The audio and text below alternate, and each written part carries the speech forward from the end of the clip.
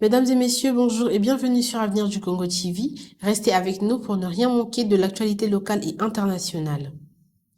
Les différents candidats à l'élection présidentielle ont officiellement lancé leur campagne à travers des déplacements dans plusieurs localités du pays, accompagnés des rencontres de rassemblements et d'activités de terrain.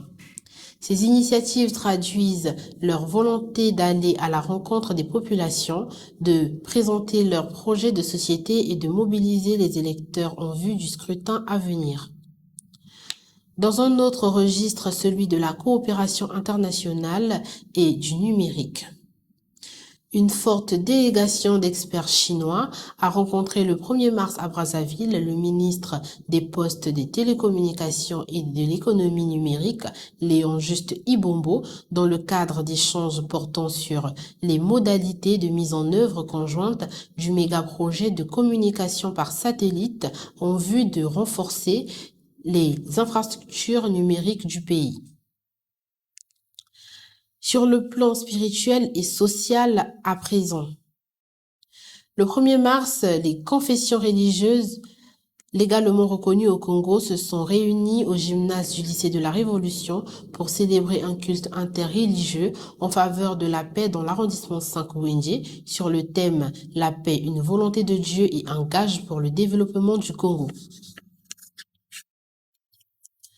Cap maintenant sur la formation et la transition énergétique.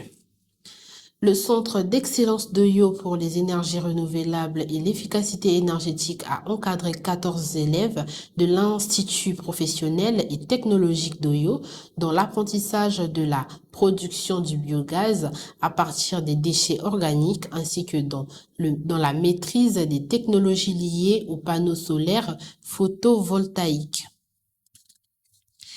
Toujours dans le cadre des initiatives liées à la vie publique et à la participation citoyenne.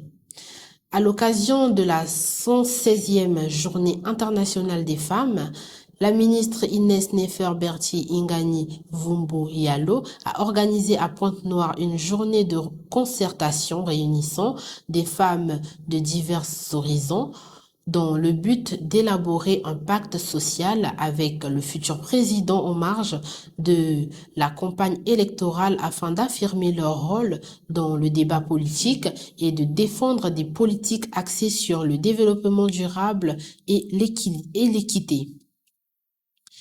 Direction maintenant la scène internationale. Depuis le 28 février, l'Iran a connu une escalade des affrontements avec des explosions, tirs de roquettes et frappes aériennes qui ont fait au moins 555 morts. Le 2 mars, de nouvelles frappes ont été lancées, tandis que 3 avions de combat se sont écrasés au Koweït, abattus par erreur. Les conséquences de ces tensions se font également sentir dans les transports aériens.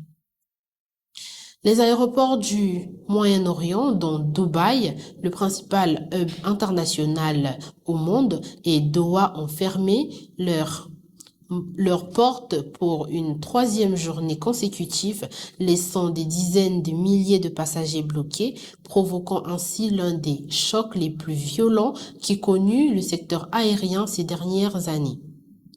Les actions boursières de nombreuses compagnies aériennes ont en effet dévissé. Place à présent à l'actualité sportive. La Fédération congolaise de taekwondo a tenu son conseil fédéral inaugural au terme duquel le bureau exécutif a obtenu le quitus pour appliquer sa feuille de route après l'examen de l'amendement des statuts et le règlement, l'élection du commissariat aux comptes et l'engagement à poursuivre le travail en commission, tandis que son président Abel Ryan a appelé à l'unité pour améliorer les performances nationales et internationales en présence des représentants du Comité national olympique et sport congolais et la Direction générale des sports.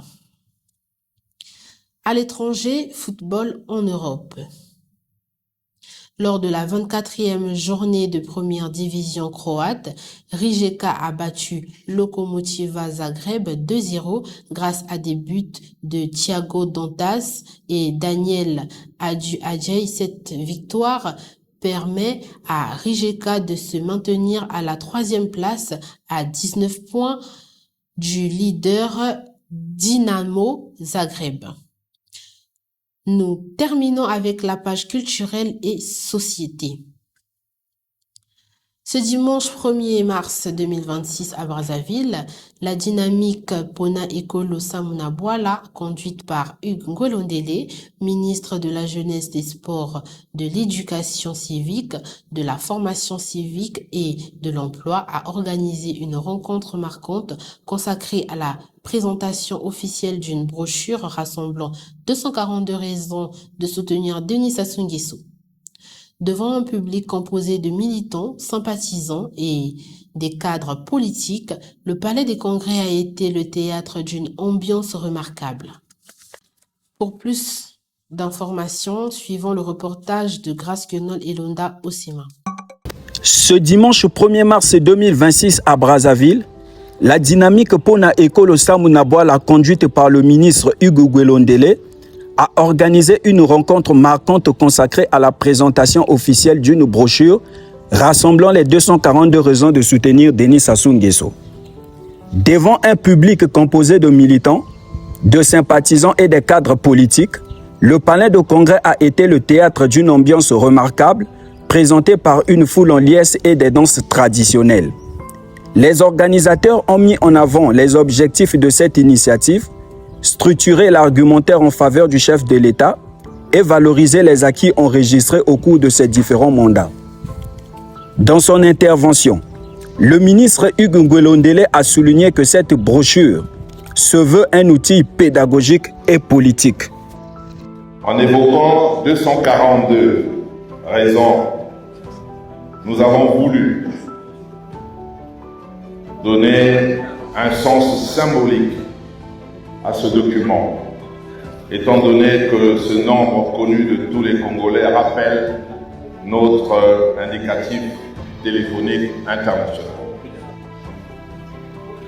Chaque raison figurant dans ce document renvoie à une réalisation concrète. Vous y trouverez les nouvelles routes et infrastructures construites ou rénovées, les écoles et les établissements de santé construits ou réhabilités, les initiatives en faveur de l'emploi des jeunes et des femmes. Je suis Jmaël Ba, vice-président de la dynamique Pona Ekolo Samunabwala à Djiri. L'objet, en fait, nous nous sommes retrouvés aujourd'hui ce 1er mars, c'était pour la présentation de la brochure 242 raisons de soutenir Denis Sassou Nguesso.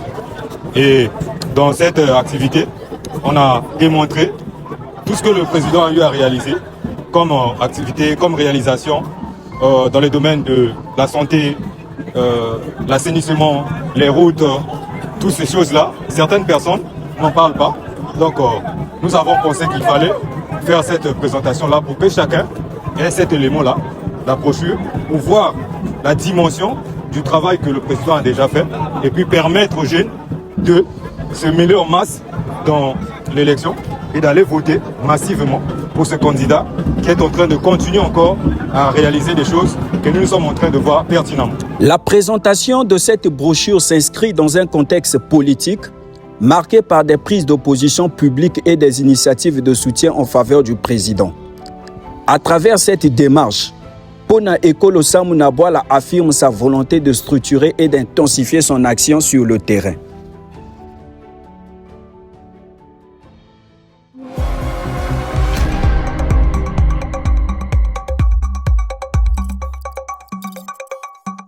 Dans le registre littéraire à présent, Digne Elvis Chalisson Okombi a récemment publié aux éditions L'Harmattan un essai intitulé « Entreprendre les jeunes au cœur du développement de l'Afrique » dans lequel il plaide en faveur d'une Afrique fondée sur l'esprit d'initiative et l'entrepreneuriat des jeunes.